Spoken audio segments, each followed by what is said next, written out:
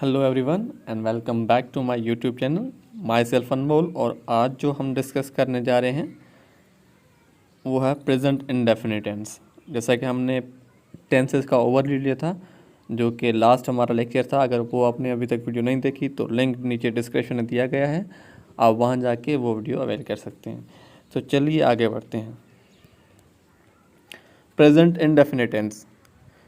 Present indefinite का use कहाँ पे होता है? हमने ट्रेडिशनल वे का देखा है कि जब टीचर्स हम स्कूल या कॉलेजेस वगैरह में थे तो हमें टीचर्स ने बढ़ाया था कि subject plus verb plus object, और उसमें do and does helping verb लगता है। लेकिन वो तो है, लेकिन उसके अलावा और प्रेजेंट इंडेफिनिट टेंसेस कहाँ पे यूज़ होता है? ठीक है, तो वो यूजेस हम पहले पहले पढ़ते हैं और फिर हम उन स्ट्रक्चर वगैरह को डिफाइन करते हैं। ठीक है, तो सबसे पहला जो यूज़ है वो है to express what is actually taking place at the present moment. ठीक है, ऐसा ये इस चीज़ को बयान करता है कि जो अभी अभी प्रेजेंट मोमेंट में चल रहा हो। देखिए, आई टीच, मैं पढ़ाता हूँ, ठीक है, या the boy sing a song. तो इस किस्म के जो जुमले हैं जो अभी अभी हो रहा है, मोमेंट प्रेजेंट मोमेंट में जो काम हो रहा है उससे डिफाइन करने के लिए हम प्रेजेंट इंडेफिनिट टेंस का यूज़ करते हैं। ठीक है, दूसरा जो यूज़ है वो है to express a habitual action. ठीक है, अगर हम अपना हैबिचुअल एक्शन को डिफाइन करना चाहते हैं, उसे एक्सप्रेस करना चाहते हैं, अगर अपनी हैबिट को डिफाइन करना चाहते हैं तो हम प्रेजेंट इंडेफिनिट टेंस का यूज़ करेंगे। जैसे आई सिंग वाइल टेकिंग बाथ, किसकी हैबिट होती है? मेरी भी है। तो आई सिंग वाइल टेकिंग अ बाथ, ये एक सेंटेंस है। ठीक है, इसको डिफाइन करने के लिए हम प्रेजेंट इंडेफिनिट टेंस का यूज़ करते हैं। And other example, I get up early in the morning, ये भी हमारी हैबिट में शामिल है। तो हम इस टाइप के सेंटेंसेस को भी लिखने के लिए प्रेजेंट इंडेफिनिट टेंस का यूज़ करते हैं। ठीक है, आई होप आपको ये सब क्लियर होगा। तीसरा जो यूज़ है हमारे पास प्रेजेंट इंडेफिनिट टेंस का वो है to express a general truth.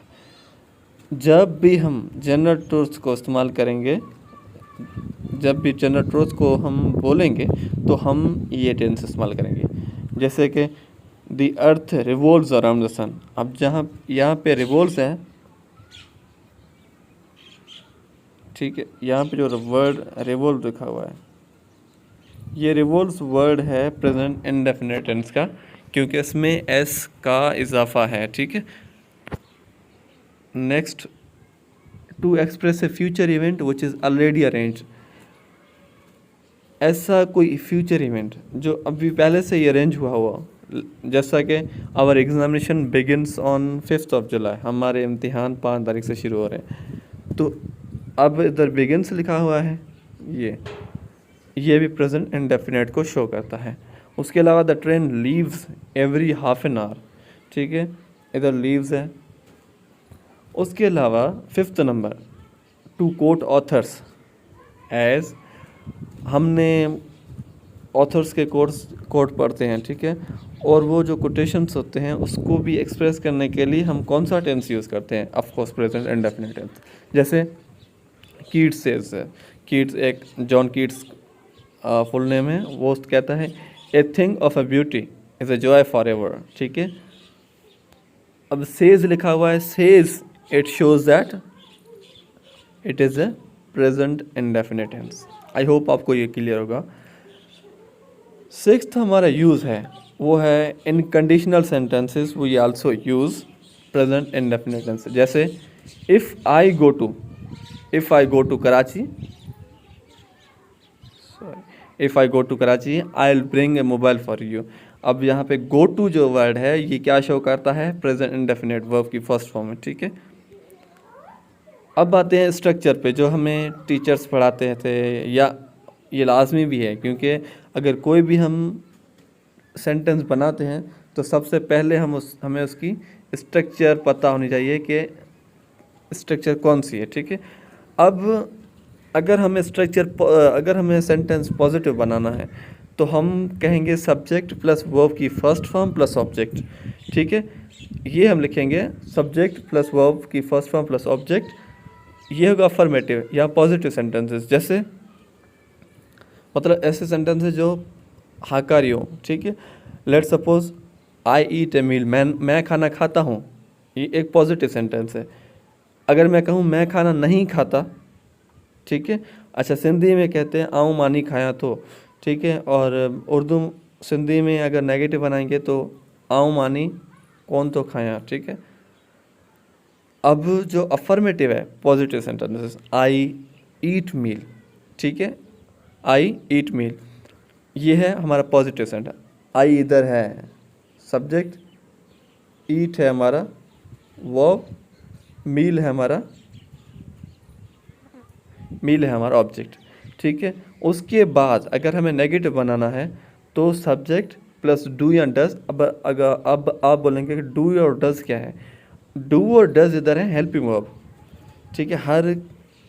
Her tense में हेल्पिंग वर्ब होते हैं।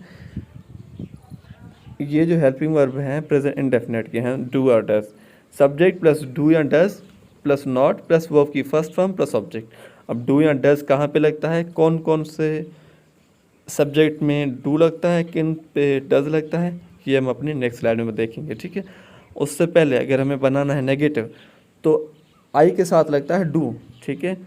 तो सब्जेक्ट हमारा है आई डू, फिर नॉट, वर्ब की फर्स्ट में आई डू नॉट ईट मील, ठीक है। ये होगा हमारा नेगेटिव सेंटेंस।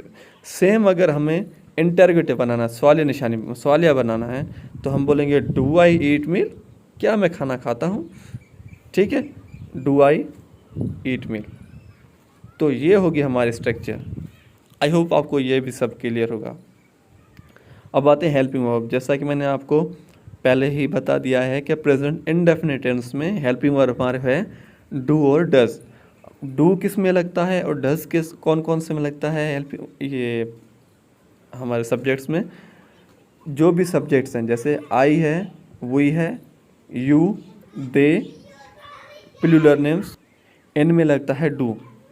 प्लूरल नेम्स जैसे अली एंड मोहम्मद, ठीक है, या शाहजहान एंड जहांगीर, ठीक है।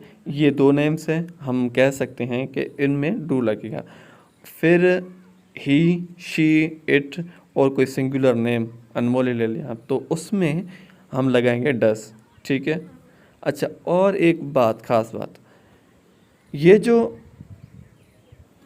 डू और डज है, ठीक है, डू या डज, डू एंड डज हम सिर्फ इंटरगेटिव या नेगेटिव में लगाएंगे। पॉजिटिव सेंटेंसेस में डू और डज नहीं लगाएंगे। और ये जो सेंटेंसेस हैं और ये जो सब्जेक्ट्स हैं हमारे पास, ही, शी, इट, अली या कोई नाम है, ये जो है हमारे पास सब्जेक्ट्स हैं, अगर हम इनका अफर्मेटिव बनाते हैं, अफर्मेटिव मतलब पॉजिटिव सेंटेंसेस बनाते हैं, ठीक है, तो हम उसमें एस या ई एस का इजाफा करेंगे। जैसे ही टीच अस इंग्लिश। टीच एक नॉर्मल टीच एक नॉर्मल वर्ब है, लेकिन ई एस का यूज़ किया है हमने, ठीक है। तो एस और ई एस का इजाफा हम सिर्फ अफर्मेटिव सेंटेंसेस में करेंगे और वो भी सिर्फ इन हेल्पिंग के साथ जिसमें डज लगता है, ठीक है। अब एग्जांपल देखते हैं। जहांगीर प्लेज फुटबॉल, ये है हमारा अफर्मेटिव सेंटेंस, ठीक है। Jahangir plays football. Jahangir does not play football. अब देखो, इधर प्लेज है और इधर सिर्फ प्ले है। इधर प्लेज है और इधर प्लेज है और सिर्फ इधर प्ले है। Jahangir does not play football. हम जब अफर्मेटिव सेंटेंस बनाते हैं और अगर वो अगर सब्जेक्ट है हमारा डू है, डज है, सिंगुलर वर्ब है, इट है, सिंगुलर नाउन है, ठीक है, तो उनमें हम एस और ई एस का इजाफा करेंगे, ठीक है। उसके बाद आते हैं इंटरोगेटिव पे। डज जहांगीर प्ले फुटबॉल, ठीक है, ये होगा हमारा interrogative sentences. Thank you so much, keep supporting. अगर आपको मेरी वीडियोस पसंद आती हैं तो प्लीज़ अपने दोस्तों के साथ ज़रूर शेयर करें। Thank you so much.